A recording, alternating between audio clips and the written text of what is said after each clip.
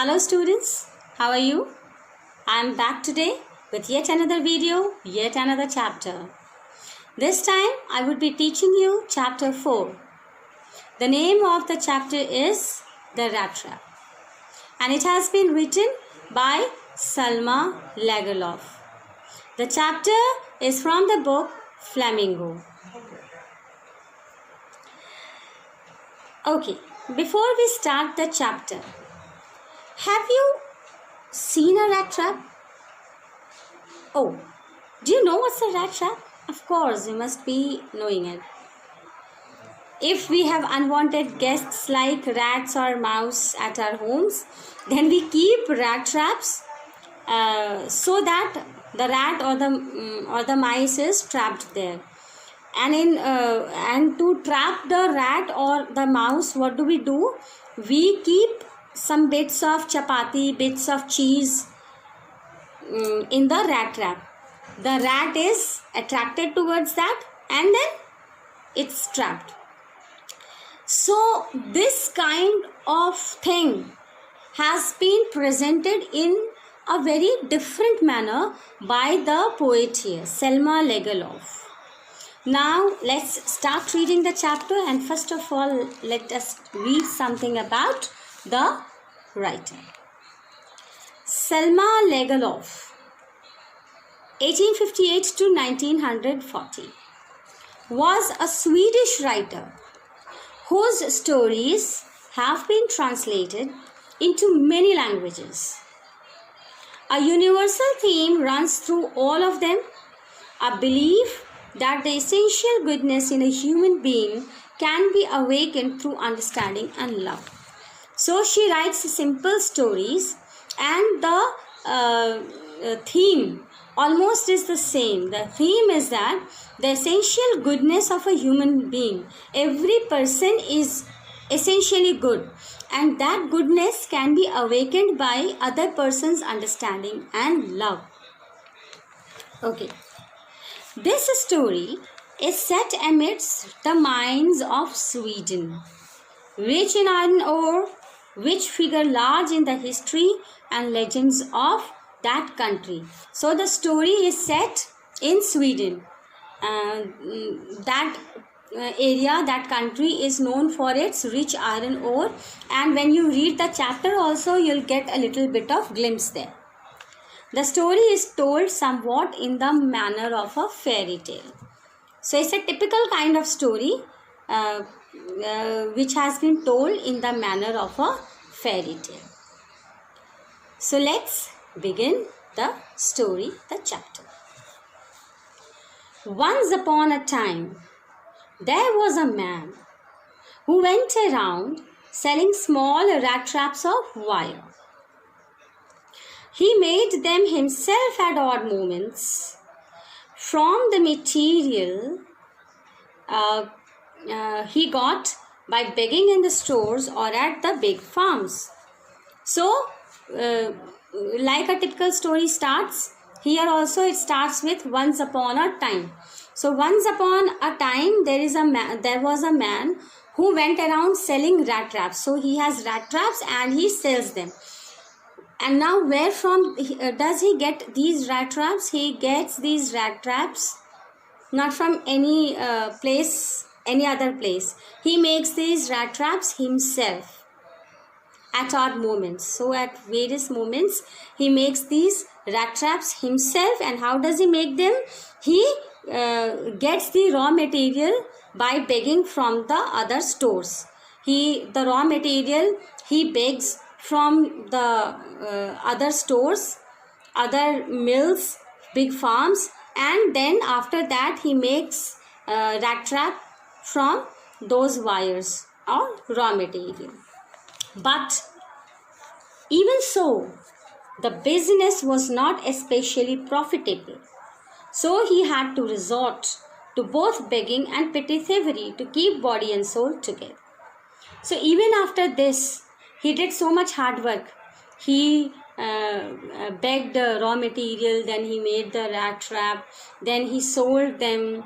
So much of hard work he did, but still then he was poor and the business was not so profitable. So what had he to do? To sustain his livelihood, he had to resort to both begging and small kinds of thievery. Okay. Here, keep body and soul together means sustaining livelihood, sustaining your life, being able to earn your livelihood. So, to be able to earn his livelihood, this man had to resort to both begging and thievery. Even so, his clothes were in rags, his cheeks were sunken, and hunger gleamed in his eyes. So, even after this, his eyes were,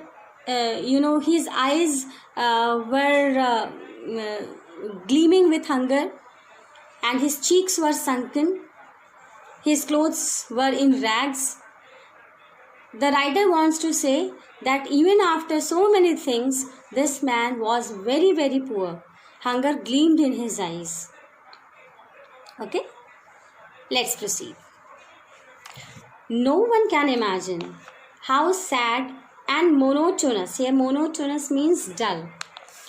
No one can imagine how sad and monotonous life can appear to such a vagabond who plods along the road. Here vagabond refers to the rat trap peddler. So the writer says that nobody can understand, nobody would be able to understand how much life is boring, how much life is dull for such a kind of vagabond, a person who moves here and there, moves from one place to another, who plods along the road left to his own meditations. That means this man is alone. He walks on his road left to his own meditations, means he is in his own thoughts. He doesn't have any companion. He doesn't have anybody else to share his poverty or share his thoughts, to share his sorrow. So nobody can ever imagine how life can be for such a person. But one day, this man had fallen into a line of thought which really seemed to him entertaining. So one day, this man, while walking on his road, fell into a line of thought, and which was very, very entertaining. This line of thought was very entertaining. What was that thought? See, he had naturally been thinking of his rat traps when suddenly he was struck by the idea that the whole world about him, the whole world with its lands and seas, its cities and villages, was nothing but a big rat trap. So one day while he was carrying his rat traps with him and he was left to his own meditations, then a thought came to his mind. And what was that thought? That thought was that the whole world is a rat trap. The whole world with its lands and seas, its cities and villages, everything is nothing but a big rat trap. It had never existed for any other purpose than to set baits for people. So the world exists only to offer baits to people. It offered riches and joys, shelter and food, heat and clothing, exactly as the rat trap offered cheese and pork, and as soon as anyone let himself be tempted to touch the bait, it closed in on him, and then everything came to an end. So he felt and he realized that everything in this world, the joys, the riches, the shelter, the food, everything in this world is nothing but like a huge bait. Just like the cheese and pork which we put inside a rat trap to attract the mice, to attract the rat. And as soon as the rat is attracted towards it, the rat trap closes. So this is a splendid kind of philosophical thought which the rat trap peddler has. He realizes that the whole world is a rat trap, everything in this world, whether it's joys, whether it's riches, anything, whether it's the shelter, whether the food, whether any other emotions, any other thing, everything is like a bait. And as soon as the man is tempted towards it, he is trapped. Just like a rat in a rat trap, just like a mouse, just like a mice in a rat trap. The world had, of course, never been very kind to him. So it gave him unwanted joy to think ill of it in this way. So when he had this thought, he was very, very happy. He became very happy. The world had never been very nice to him. Till now, world was very tough. Living a life was very tough for him in such a harsh world. The world had never been very good towards him. And therefore, to think ill of world in this way, that the world is a rat trap and all, it gave him a kind of uncommon, extraordinary joy. Because the world was always harsh towards him. It became a cherished pastime of his during many dreary ploddings to think of people he knew who had let themselves be caught in the dangerous snare, and of those and all the others who were still circling around the bait. So he was very happy when he thought this, and after that his cherished pastime was to think of all those people who had been tempted by the bait and who were trapped in the trap of the world, just like a rat trap. And he thought about those people who were already trapped, and he always also thought about those people who were circling around the bait. That means who were soon to be tempted, who were soon to be trapped. And this kind of thought gave him extraordinary happiness, because the world had not been so good to him. It had always been very, very harsh towards him. One dark evening, as he was trudging along the road, he caught sight of a little grey cottage by the roadside, and he knocked on the door to ask shelter for the night. So one dark evening, when he was moving along the road, then he caught sight of a grey cottage by the roadside, and he stopped there to have a little bit of rest at the night. Nor was he refused. That means he was not refused. Instead of the sour faces which ordinarily met him, the owner, who was an old man without wife or child, was happy to get someone to talk to in his loneliness. So, normally what happened, whenever he stopped and asked somebody for help, asked somebody if he could remain there for the night, so the normal reaction was the sour faces. People were not very happy. They gave him frowning faces, sour faces. They were not very happy. But this was something different. This old man he did not refuse, plus he was very happy to get him. And somewhere we also see the reason. The reason is that this old man is living here alone, without wife or without children. So he is very happy when to offer shelter to the rat trap peddler. Immediately, he put the porridge pot on the fire and gave him supper. Then he carved off such a big slice from his tobacco roll that it was enough both for the stranger's pipe and his own. So, as soon as the rat trap peddler entered, he was offered food, he was offered tobacco roll, so much of tobacco roll that it was enough for his pipe and for the that old man also. It was enough for both of them.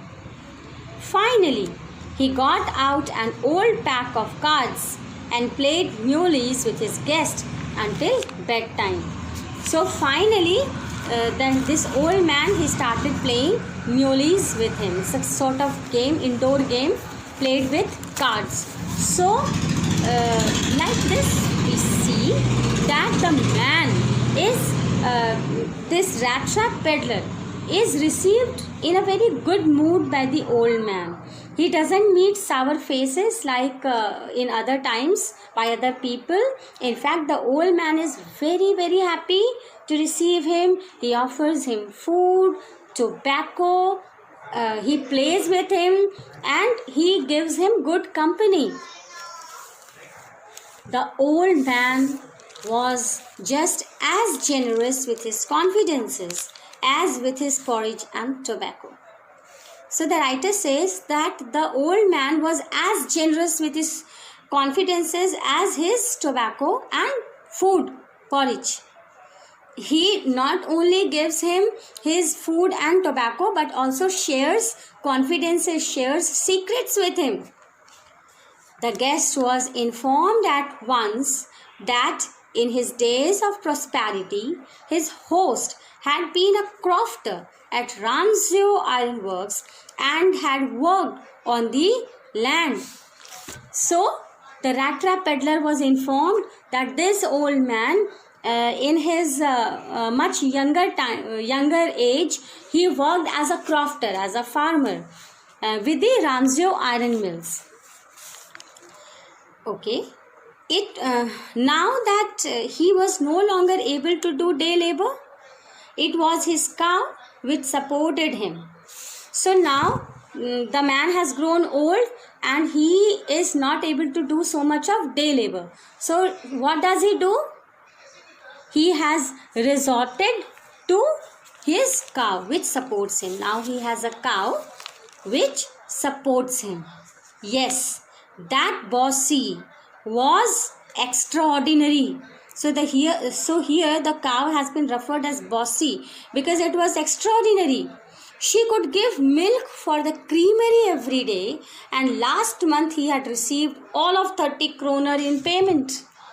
So this cow was so much helpful that she gave so much of milk that last month the crofter received 30 kroner as payment in lieu of that milk. So that is why the cow has been known as bossy. So what do we know from here? Here we see that this old man is very, very generous with the rat trap peddler. He not only provides him food, not only provides him tobacco, he not only plays with him, but also he talks to him, he shares his secrets to him, he confides in him. He tells him how as young man he worked as a crofter at Ranzio Iron Mills, and he tells also that how now when he has become old and he cannot do day labor, how he has kind of a cow which supports him, and how that cow is helpful. He has received 30 kroner as payment last month.